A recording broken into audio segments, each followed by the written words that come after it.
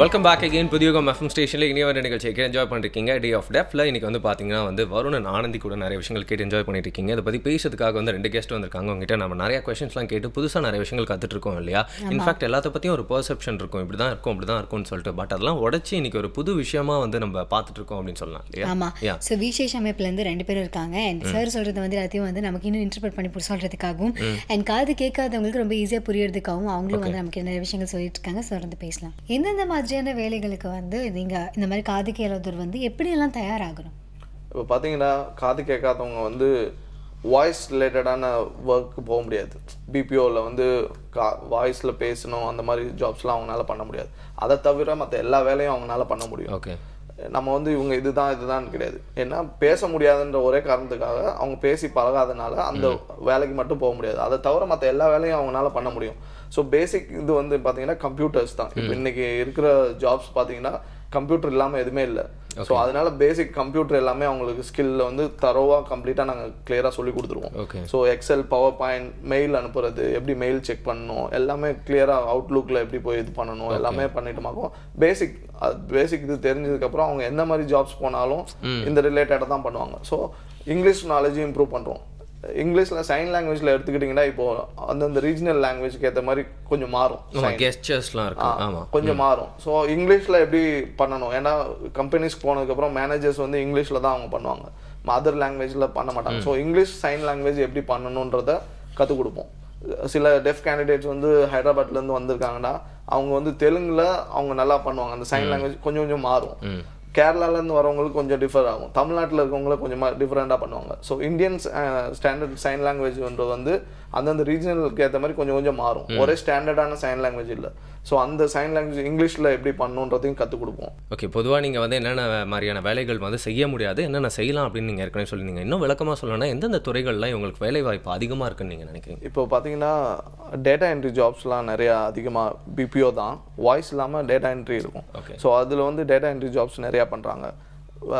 நிறையா வந்து bank jobs நிறையா இருக்குது. அதுலேயும் கிட்டத்தட்ட டேட்டா என்ட்ரி மாதிரி தான் வரும். ப்ளஸ் அவங்க வந்து செக் பண்ணி செக்ஸ் வர்றதை வந்து இது கரெக்டாக இருக்கா இல்லையான்னு ரெண்டு மேட்ச் பண்ணி பண்ணுற மாதிரியான ஒர்க்ஸ் பேங்க்ஸில் நிறையா ஓப்பனிங்ஸ் இருக்குது. ஹோட்டல்ஸில் நிறையா ஓப்பனிங்ஸ் இருக்குது. ஹோட்டல்ஸில் வந்து ரிசப்ஷனில் உட்காந்துட்டு அவங்க வெல்கம் பண்ணுற மாதிரி இந்த மாதிரி ஒர்க்லாம் நிறையா இருக்குது. கம்பெனிஸ்லேயே ரிசப்ஷனிஸ்டாக இருக்கிறதுக்கான ஒரு ஃப்ரண்ட் ஆஃபீஸில் இது பண்ணுற மாதிரி இருக்குது. இந்த மாதிரி நிறையா, அதுதான் நான் முன்னாடியே சொன்ன மாதிரி வாய்ஸ் ப்ராசஸ் தவிர மற்ற எல்லா மாதிரியான வேலைகளுக்கும் அவங்களுக்கு போகிறதுக்கான இது இருக்குது, அவங்களுக்கு ஆப்பர்ச்சுனிட்டிஸ் கவர்மெண்ட்ஸ்லேயும் இருக்குது. கவர்மெண்ட்ஸில் வந்து 3% வந்து ஜாப் ஆப்பர்ச்சுனிட்டி வந்து இந்த மாதிரி பிடபிள்யூடி கேண்டிடேட்ஸ் கொடுக்கணுன்றது கம்பல்சரி கொடுக்கணுன்றது.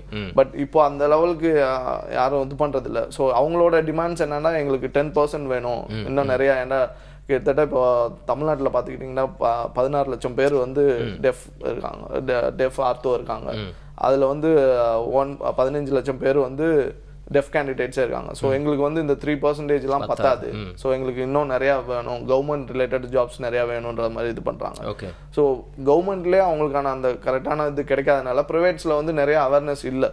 ஸோ இப்போ நாங்கள் கொஞ்சம் கொஞ்சமாக அவங்கள இது பண்ணிட்டு இருக்கோம். ஸோ இவங்களை எடுக்கிறது மூலமாக என்ன ஆகுதுன்னா டேக்ஸ் அவங்களுக்கு வந்து ரிடக்ஷன் இருக்குது. ஐடி கம்பெனிஸ்லாம் வந்து இவங்களை எடுக்கிறதுனால இந்த மாதிரி பிடபிள்யூடி கேண்டிடேட் வந்து ஜாயின் பண்ணாங்கன்னா அவங்களோட ப்ராஃபிட்லேருந்து டேக்ஸ் ரிடக்ஷன் கொடுக்குறாங்க. ஸோ அதையும் நாங்கள் அவங்களுக்கு சொல்லி இந்த மாதிரி ஆப்பர்ச்சுனிட்டி கொடுங்கன்னு சொல்லி பண்ணிகிட்ருக்கோம். ஸோ அவங்களுக்கு நிறையா ஓப்பனிங்ஸ் இருக்குது. எல்லா துறையிலையும் அவங்களால வேலை செய்ய முடியும். எல்லா துறையிலையும் நல்லா நெக்ஸ்ட் லெவல் போக முடியும். இப்போ எக்ஸாம்பிள் நாங்கள் ஏற்கனவே எங்கள் இதுலேருந்து நாங்கள் சேர்த்து விட்ட பசங்கள்லாம் வந்து இப்போது நெக்ஸ்ட் லெவல் போயிட்டுருக்காங்க. டீம் லீட் கிட்டத்தட்ட டீம் லீடர் லெவலுக்கு போயிட்டுருக்காங்க. ஸோ க்ரோத் இல்லைன்னு இல்லை. ஏன்னா ஒரு டெஃப் பர்சன் வந்து நெக்ஸ்ட் லெவல் போக முடியாது. இப்போ டேட்டா என்ட்ரி ஜாப்னா அது மட்டும்தான் பண்ணணும் அவங்களுக்கு, அதுதான். ஏன்னா அவங்க பேச முடியாது, ட்ரெயின் பண்ண முடியாது, அப்படிலாம் கிடையாது. அவங்களாலையும் ட்ரைனிங் கொடுக்க முடியும்.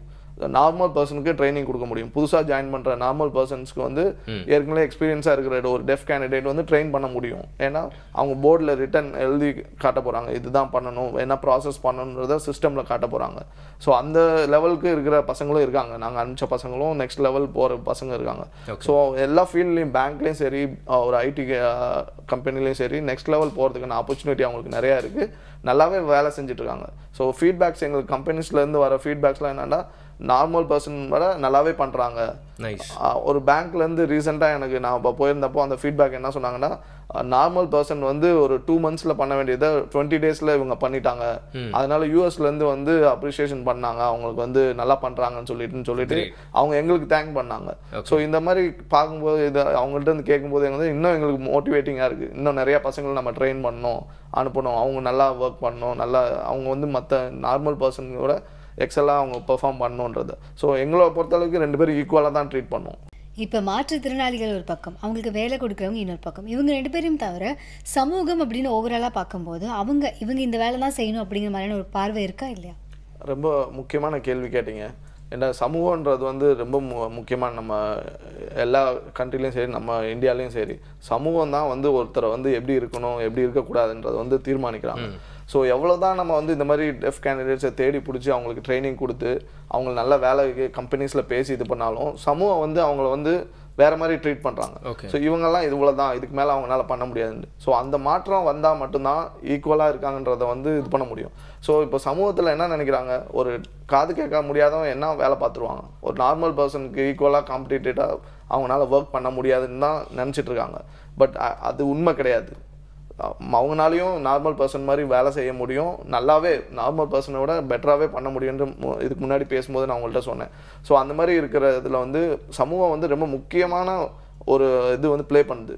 இந்த மாதிரி பிடபிள்யூடி கேண்டிடேட்ஸாக இருக்கட்டும், மற்றவங்களுக்கு அவங்களாம் வந்து சமூகம் வந்து நிறைய சப்போர்ட் பண்ணால் தான் அவங்க வந்து அடுத்தடுத்த லெவலுக்கு போக முடியும். ஒருத்தவங்க வந்து அடுத்த லெவல் போயிருக்காங்க அப்படிங்கிறது வந்து மணி விஷயமா சொல்லுவாங்க. பட் உங்ககிட்ட வந்து உங்ககிட்ட ட்ரைனிங்லாம் எடுத்ததுக்கு அப்புறமா சம்பளத்தால் மட்டும் இல்லாமல் வாழ்க்கையில் உயர்ந்தவங்க அப்படின்னா எங்களுக்கு 2-3 பேர் சொல்லுங்கள். இப்போ ரீசெண்டாக ஒரு பையன் நம்மக்கிட்ட இருந்து போனவர், அவர் பேர் மகேஷ்னு சொல்லிட்டு, அவர் MBA முடிச்சுட்டு வந்திருந்தார்.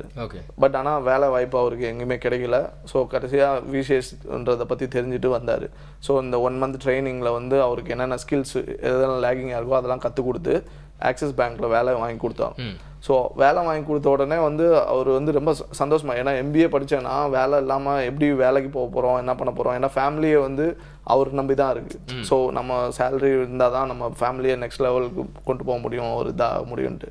ஸோ இப்போ ஆக்சிஸ் பேங்க்கில் வேலை பார்த்து நல்லா சம்பாதிக்கிறாரு, நல்ல சேலரி, கிட்டத்தட்ட 17,000 மேலே சேலரி, மந்த்லி சேலரி கிடைக்குது. வாங்கி இப்போ நல்லா ஒர்க் பண்ணி கல்யாணம் பண்ணிட்டாரு. ஸோ கல்யாணம் பண்ணி அவரோட லைஃப் நெக்ஸ்ட் லெவலுக்கு கொண்டு போகிற அளவுக்கு அந்த கான்ஃபிடென்ட் லெவலும் அந்த இதையும் இம்ப்ரூவ் பண்ணி கொடுத்துருக்கோம். இதோட இன்ட்ரெஸ்டிங்கான விஷயம் என்னென்னா, ஒரு டெஃப் கேண்டிடேட் வந்து இந்த மாதிரி ஜாபுக்கு போனோடனே நமக்கு வேலை முடிஞ்சது அவ்வளோதான் நம்ம வேலை வாங்கிட்டோன்னு இல்லை. அவங்க வந்து மற்ற டெஃப் கேண்டிடேட்டை வந்து ரெஃபர் பண்ணுறாங்க, நீங்கள் அங்கே போங்க, அதுதான் எங்களோட சக்ஸஸாகவும் நான் நினைக்கிறோம். அதே மாதிரி டெஃப் கேண்டிடேட்ஸ் உள்ளே இருக்கிற அந்த ஒரு கம்யூனிகேஷன்ஸ் வந்து ரொம்ப பவர்ஃபுல்லானது. இப்போ சென்னையில் வந்து நீங்கள் ஒரு விஷயத்த ஒரு டெஃப் கிட்ட இது பண்ணிங்கன்னா எல்லா இடத்துக்கும் அது பரவும். ஏன்னா அவங்க நெட்வொர்க் அந்த மாதிரி வச்சுக்காங்க, க்ளோஸ் சர்க்கிள். அவங்க வந்து அந்த இதுக்குள்ளே வந்து இமீடியட்டாக மெசேஜ் வந்து எல்லாருக்கும் ஸ்ப்ரெட் அவுட் ஆகும். ஒரு நல்லதாக இருந்தாலும் சரி, ஒரு கெட்டதாக இருந்தாலும் இமீடியட்டாக அது ஸ்ப்ரெட் அவுட் ஆகும். ஸோ அந்த இது பார்க்கும்போது இப்போ விசேஷ்க்கு வந்து ஆனால் நிறையா நாங்கள் வரோம் நெக்ஸ்ட் பேட்சுக்கு நாங்கள் இப்போவே என்ரோல் பண்ணுறோன்ற மாதிரி வராங்க. ஸோ அதுதான் எங்களோட சக்ஸஸ். எங்களோட அந்த எங்கள்கிட்ட இருந்து படிச்சுட்டு போன டெஃப் கேண்டிடேட்ஸ் வந்து எங்களை பற்றியும் இந்த மாதிரி ஒரு ஆப்பர்ச்சுனிட்டி இருக்குது, நீங்கள் போய் அதை வந்து அடைஞ்சுக்கோங்கன்னு சொல்லி அவங்கள இது பண்ணுறாங்க. Okay, great. இன்றைக்கி வந்து பார்த்தீங்கன்னா டே ஆஃப் டெஃப் அப்படின்னு சொல்லிட்டு ஒரு டாபிக் பற்றி பேச ஆரம்பிக்க போகிறோம் அப்படின்னு நினச்சேன். பட் சொசைட்டியில் வந்து ஒரு மிராக்கிளே பண்ணிக்கிட்டு இருக்கீங்க, அதை பற்றி இன்றைக்கி நாங்கள் தெரிஞ்சுக்கிட்டோம், அப்படி ஒரு வாய்ப்பு கிடைச்சது அப்படின்னு சொல்லலாம். இன்ஃபேக்ட் பார்த்தீங்கன்னா வந்து நிறைய பேர் நிறைய விஷயங்கள் வந்து சேலஞ்ச் சொல்லிகிட்டே இருப்பாங்க அவங்களோட நார்மலாக லைஃப்லேயே. இந்த மாதிரி நிறைய விஷயங்கள்லாம் பார்த்தா சேலஞ்ச்லாம் என்னன்னு புரிஞ்சுக்கலாம். அண்ட் நிறைய பேருக்கு வந்து வழி வகுக்கிறது அப்படிங்கிறது ஒரு டூலால் மட்டும்தான் முடியும். அப்படி ஒரு டூலாக நீங்கள் வந்து செயல்பட்டு இருக்கீங்க. ஸோ உங்களுக்கும் பாராட்டுகள் தெரிவிச்சுட்டு இன்றைக்கி உங்களோட டைம் எங்களுக்காக ஸ்பெண்ட் பண்ணியிருக்கீங்க. Thank you so much. தேங்க்யூ. இதே மாதிரி கொஞ்சம் விஷயங்கள் பேசலாம் வரும் புதிய FM ஸ்டேஷன்ல. இது இனியவை என்று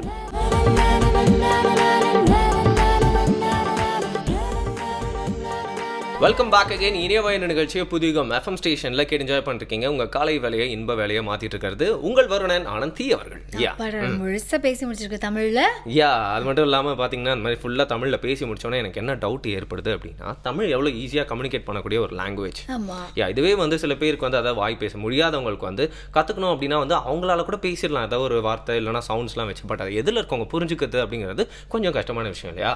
அதுக்கும் ட்ரெயின் பண்ணுறாங்க. அது மட்டும் இல்லாமல் ஒரு கம்பெனியில் வேலை வாய்ப்பு அது மாதிரி ஒரு சூழ்நிலையில் வந்து இதெல்லாம் அவங்களுக்கு ட்ரெயின் பண்ணி அந்த சூழ்நிலை வந்து ரொம்ப ஈஸியாக மாற்றுறாங்க அவங்களுக்கு அப்படிங்கிறது ஒரு நல்ல விஷயம் தான் இல்லையா? ஆமாம். ஆனால் முன்னாடியே பேசுகிற மாதிரி நார்மலாக கம்யூனிகேட் பண்ணாலே புரியாத ஒரு உலகத்தில் இந்த மாதிரியான விஷயங்கள் மூலம் கம்யூனிகேட் பண்ணுறது அதை புரிஞ்சுக்கிறதுக்கு சொல்லி தருது அப்படிங்கிறது. அது மட்டும் இல்லாமல் இதெல்லாம் கேட்டு நிறைய பேர் எப்படிப்பா அதெல்லாம் கேட்பாங்க. அதுக்காக தான் ஒரு லிவிங் எக்ஸாம்பிளாக அவங்களே வந்து இங்கே கூட்டு வந்து உட்கார வச்சு டெமான்ஸ்ட்ரேஷனும் நம்ம காட்டியாச்சு இல்லையா? ஸோ எல்லா விஷயங்களும் ஈஸி தான் நம்ம மனசு வைக்கிற வரைக்கும். அது வந்து இன்னைக்கு டே ஆஃப் டெஃப்ல வந்து அவங்க எல்லாருக்கிட்ட வந்து நம்ம கற்றுக்கிட்டோம் அப்படின்னு சொல்லலாம். ஆமாம், அதை கற்றுக்கிறது அப்படிங்கிறது நம்மளோட பொறுப்பு இல்லையா? முக்கியமாக நம்ம தாய்மொழியில் பல விஷயங்கள் இருக்குது, அதெல்லாம் வந்து நம்ம கற்றுக்கணும் அப்படிங்கிறது கண்டிப்பாக நிறைய கற்றுக்கணுங்க. ஸோ இன்னைக்கு நம்ம தமிழ் அறிமுகம் பகுதியில் என்ன காத்துட்டு இருக்கோம் அப்படின்னா, அரசிந்திரன் சார் வந்து பேச போறாரு. எதை பற்றி பேச போறோம்னு சொல்லி கன்ஃபியூஸ் ஆயிடுவி. சுக்லபட்சம் கிருஷ்ணபட்சம் பத்தி எல்லாம் பேச போறாரு. சுக்லபட்சம் கிருஷ்ணபட்சம்னா அங்க பாரபட்சம் பக்கம் எல்லா தமிழ் வார்த்தையும் எடுத்து வந்து கூட்டியிருக்காருங்க. முதல்ல அது என்ன அப்படிங்கிறத தெரிஞ்சுக்கலாமா? கண்டிப்பா தெரிஞ்சுக்கிட்டே ஆகணும். பார்க்கலாம்.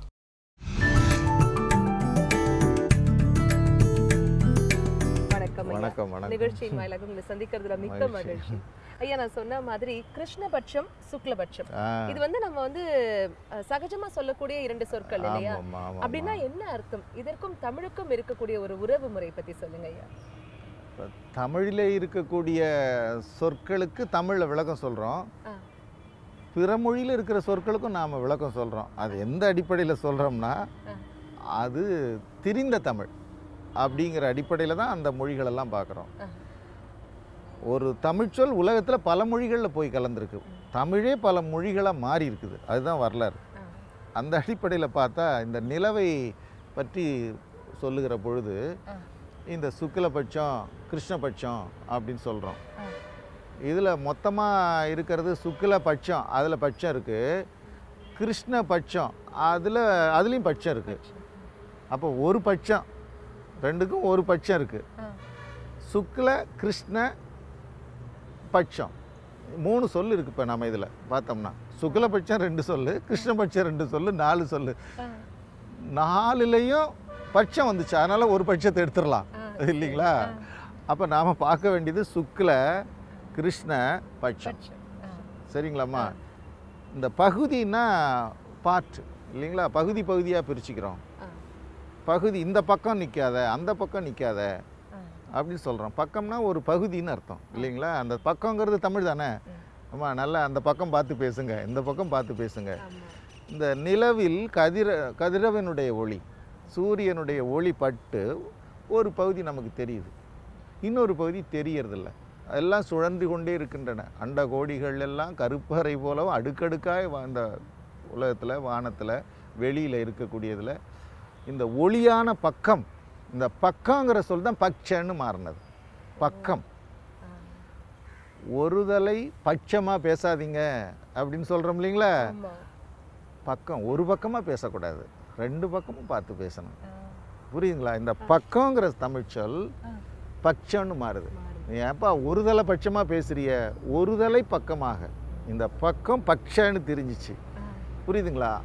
அங்கே ஒளியாக உள்ளது நிலவு 15 நாள் நமக்கு வளர்கிறது, 15 நாள் தேய்கிறது. தேய்வது போன்ற ஒரு தோற்றம், அது ஒன்றும் வளரல, தேயில. அந்த ஒளிபடுவதை வைத்து நாம நினச்சிக்கிறோம். இந்த ஒளி பக்கம் இருட்பக்கம் என்று அதை பிரிக்கிறாங்க. வளர்ந்து கொண்டே இருக்கிறத வளர்பிறை, இது இன்னொரு பகுதி தேய்பிறை, 15 நாளைக்கு பிறகு தேய்கின்ற பிறை, இது வளர்கின்ற பிறை. இந்த ஒளியாக தெரிகிறது. இந்த சுக்கு என்றால் காய்ந்ததுன்னு அர்த்தம், ட்ரைடு ஒன். அந்த சுக்குங்கிறது அதுக்கு சுல் என்பது ஒரு வெப்பக்கருத்து வேர். சுல் என்றால் ஒளி, வெப்பம். அந்த சுல் சுரியன் சூரியன் என்றெல்லாம் வந்தது. சுள்ளி அப்படின்னா நெருப்பு உள்ளது, ஒளி உள்ளதுன்னு அர்த்தம். இந்த சுல்கு சுக்கு என்று காய்ந்ததை குறித்தது, ஒளியை குறித்தது. அதுதான் சுக்கிலம் என்றால் வெள்ளைன்னு பொருள் தமிழில். சுக்கிரன் என்றால் வெள்ளியை குறிக்கிற கோள். பார்த்தீங்களா? வெள்ளை வெள்ளையா இருக்கிறதால அதுக்கு வெள்ளின்னு பேர். அதுக்கு என்ன பேர் வச்சிருக்காங்க? சுக்கிரன். அந்த சுக்குங்கிறதுக்கு அங்கே ஒளின்னு பொருள். கதிரவன் ஒளியாக தெரிகின்ற அந்த வளர்பிறை நாட்களுக்கு சுக்கில பக்கம், சுக்ல பக்ஷ.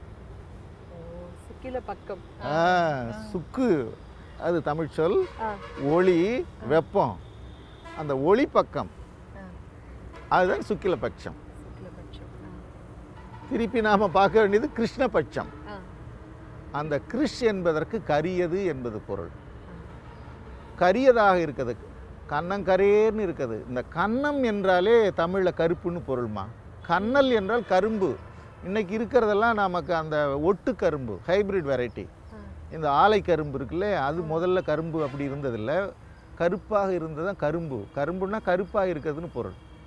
கரும்பொன் என்றாலே இந்த இரும்பை குறிக்கிறது. அதுபோல் இந்த கண்ணல் என்று சொன்னால் கரும்பை குறிக்கிறது. இந்த கன்னம் என்ற சொல்லுக்கு கருமைன்னு பொருள். கண்ணங்கரேர்னு இருக்குது, காக்கா கண்ணங்கரேர்னு இருக்கிறதுன்னு சொல்கிறோம்ல, அந்த கரேல்னா கருப்பு, கண்ணங்கிறது கேட்டு வாசப்படி போல் மீமிசை சொல், ஒரே பொருள் தான். அந்த கண்ணங்கிற கருப்பை குறித்த சொல் கன்னம் என்று, கண்ணல் என்று கரும்பையும் குறிக்கிறதுன்னு சொன்னேன் இல்லைங்களா.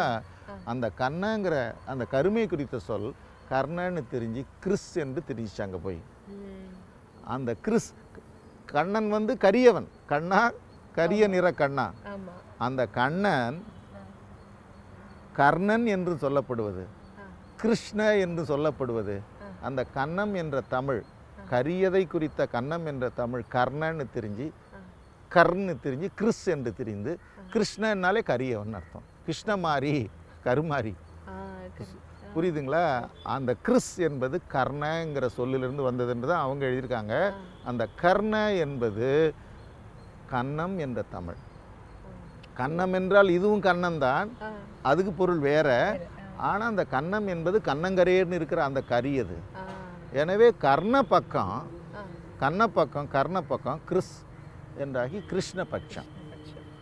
அப்போ சுக்கில பட்சம் என்றால் ஒளி பக்கம், கிருஷ்ண பட்சம் என்றால் கருமையான பக்கம்னா தேய்ந்து வருகிற பகுதி. இதுதான் சுக்கில பட்சம், கிருஷ்ண பட்சம். இந்த கிறிஸ் என்பது கர்ண் என்ற சொல். கர்ணங்கிறது கர்ணன்னு தெரிஞ்சு கிறிஸ் என்று தெரிஞ்சிச்சு. ரொம்ப அற்புதமா சொன்னீங்க. எவ்வளவு நாள் வந்து சுக்லபட்சம் கிருஷ்ணபட்சம் நம்ம நிறைய சொல்லியிருப்போம், ஆனா சொன்னா கூட அதனுடைய கரெக்டான சரியான ஒரு விளக்கம் வந்து நமக்கு தெரியவே இல்லை இல்லையா. நீங்க சொன்னதன் வாயிலாக நிச்சயமா நிறைய பேருக்கு வந்து இதனுடைய முழுமையான அர்த்தம் தெரிஞ்சிருக்கோம் ஐயா. மீண்டும் அடுத்த நிகழ்ச்சியில சந்திக்கலாம். ஓகே, சுக்லபட்சம் கிருஷ்ணபட்சம் இந்த பட்சத்தெல்லாம் தெரிஞ்சோன்னு நம்ம நாள் ரொம்ப சுபிச்சமா மாறிடுறோம். என்னங்க பண்றது, இந்த வார்த்தைக்கு ஏதாவது எனக்கு தெரிஞ்ச வார்த்தை ஏதாவது போடணும்னு பார்த்தேன். பட் இனிமே இந்த மாதிரி புது புது வார்த்தைகள்லாம் கத்துக்கிட்டா இங்கே அப்படி ஞானிகள்லாம் இருக்கும்போது நம்ம எடுத்து விட்டோம் அப்படின்னு வச்சுக்கோங்களேன், நம்மளோட லெவலே ஏறிடுவாங்க. யாரு ஞானிகள் இருக்கும்போது நம்ம அப்படி பேசுறீங்க, நம்மளே ஞானிகள், ஏன் இன்னொரு ஞானிகள் அப்படி சொல்றீங்களா? அப்படிலாம் நான் எதுவும் சொல்ல வரல. ஆனா நீ வந்து அது ஏதோ ஒரு உச்சபட்சத்துல இருக்கேன்னு நினைக்கிறேன். போதுங்க, உங்க பட்சம் கொஞ்சம் பாரபட்சம் பார்க்காம நம்ம இப்பெல்லாம் பேச நிறுத்திட்டோம்னா மற்றவங்களுக்கும் கொஞ்சம் ஹெல்ப்ஃபுல்லா ரெஸ்ட் கொடுத்த மாதிரி இருக்கும்ல. அது மட்டும் முக்கியமான நபர் வர்றாரு கொஞ்ச நேரத்தில், அவர்கிட்ட வேற பேச வேண்டியது இருக்கு. அவர் வேற வராரா? அப்போ பிரேக் விட்டே ஆகணும். புதிய எஃப்எம் ஸ்டேஷன்ல இது இனியவை இன்று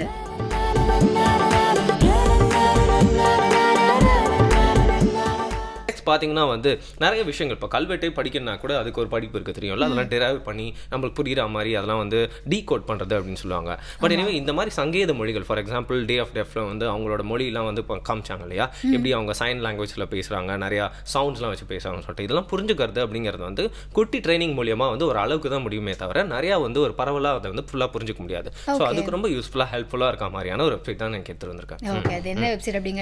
ஓகே, ரொம்ப சிம்பிள். defstrategies.org, defstrategies.org. நான் ஸ்பெல் பண்ணிடுறேன் ஃபர்ஸ்ட். DEAFSTRATEGIES.org, defstrategies.org. ஒன்றும் இல்லைங்க, அதில் போயிட்டு பார்த்தீங்கன்னா அடாப்ட் பண்ணிக்கிறது தான், வேறு எதுவுமே இல்லை. சிம்பிள். அவங்களோட வார்த்தையாக இருக்கட்டும், அவங்களோட சவுண்ட்ஸாக இருக்கட்டும், அவங்களோட அந்த உடல் மொழியாக இருக்கட்டும், எல்லாத்தையுமே புரிஞ்சுக்கிறதுக்கு வந்து ரொம்ப ஒரு பேசிக்கான கைடு இந்த வெப்சைட் அப்படின்னு சொல்லலாம். அது மட்டும் இல்லாமல் நீங்கள் அவங்க சொல்கிறத வந்து இன்னொருத்தவங்களுக்கும் இன்டர்பிரேட் பண்ணி சொல்கிறதுக்கும் ரொம்ப ஈஸியாக இருக்கும். ஸோ ஹோல் அண்ட் ஹோல் அவங்களோட சங்கேத மொழியை நம்ம ஈஸியாக புரிஞ்சுக்கிறதுக்கான ஒரு வெப்சைட் அப்படின்னு சொல்லலாம். ஓகே, பெட்டராக கம்யூனிகேட் பண்ணுறதுக்கான ஒரு டூல் அப்படின்னு சொல்லலாம் அந்த வெப்சைட்டை. அது மட்டும் இல்லாமல் பார்த்தீங்கன்னா இப்போ நம்மளோட மொழியே பேசுகிற மொழியே வந்து ரீஜனல் மாறிட்டே இருக்கு இல்லையா. இங்கே ஒரு மாதிரி பேசுகிறோம், சவுத்தில் போனோம் ஒரு மாதிரி பேசுகிறாங்க, ஏன் ஒரு ஏரியாவுக்கும் வர மாதிரி பேசுகிறாங்க. ஸோ அது மாதிரி வந்து சங்கேத மொழியிலேயே நிறைய சேஞ்சஸ்லாம் இருக்கும் அந்த ரீஜனலுக்கு ஏற்ற மாதிரி. ஸோ அதெல்லாம் கூட நம்ம வந்து வெப்சைட்டில் போய் பார்த்து புரிஞ்சுக்கலாம் டிஃபரன்சஸ்லாம். ஓகே, இன்னைக்கு வந்து இங்கே ஒரு சூப்பரான வெப்சைட் இருக்கீங்க வருண். இதே மாதிரி இந்த வெப்சைட் பார்க்கறதுக்காக அவங்க அப்படி இன்டர்நெட் பக்கம்லாம் போனாங்கன்னா அவங்க என்ன பண்ணலாம்? கண்டிப்பாக இன்னைக்கு நாள் பார்த்தீங்கன்னா வந்து ஒரு டிஃப்ரெண்ட்டான நாள் மட்டும் இல்லை, ரொம்ப ரிவீலிங்கான டே அப்படின்னு சொல்லலாம். கண்டிப்பாக அவங்களுக்கு யூஸ்ஃபுல்லாக இருந்திருக்கும். அவங்களுக்கு மட்டும் இல்லாமல் அவங்களுக்கு தெரிஞ்ச யாராவது ஒருத்தர் கூட ரொம்ப யூஸ்ஃபுல்லாக இருந்திருக்கலாம். ஸோ அவங்க வந்து இந்த ஷோ பற்றி ஏதாவது ஃபீட்பேக்ஸ் கண்டிப்பாக அவங்க மைண்டில் வச்சுக்கலாம். மைண்டில் பதிச்சா போதாது, கொஞ்சம் வந்து எங்களோட மெயில் ஐடிக்கு அனுப்புகிறோம். அதில் வந்து நீங்கள் பதிச்சு அனுப்பிட்டீங்கன்னா ரொம்ப சந்தோஷமாக இருக்கும் அப்படின்னு சொல்லிட்டு தான் ஒரு இமெயில் ஐடி சொல்ல போகிறாங்க. ஆனந்தி, அதான் நீங்கள் சொல்ல மாட்டீங்க எனக்கு தெரியும். feedback@pudiyugam.tv அப்படிங்கிறதா மெயில் ஐடி. அது மட்டும் இல்லாமல் கீழே வந்து அட்ரஸும் வந்துட்டு இருக்கு. சப்போஸ் அவங்க எழுதி அனுப்புறதா இருந்தால் எழுதியும் அனுப்பலாம். எக்ஸாக்ட்லி 2 ஆப்ஷன் இருக்குது. 2 வகையிலும் உங்கள் ஃபீட்பேக் அனுப்பலாம். பட் எனிவே நம்ம வந்து ஃபுல்லாக ஸ்கிரிப்ட்லாம் தீர்த்து முடிச்சோன்னு ஒரு டயலாக் விட்டு அப்படியே கிளம்புவேன். அதை நீங்கள் சொல்லுங்கள். நிறைய விஷயங்கள் இன்னைக்கு பேசி முடிச்சிட்டோம். இதே மாதிரி பல விஷயங்களோட நாளைக்கும் வருவோம். புதிய FM ஸ்டேஷனில் இது இனியவை இன்று வரும்.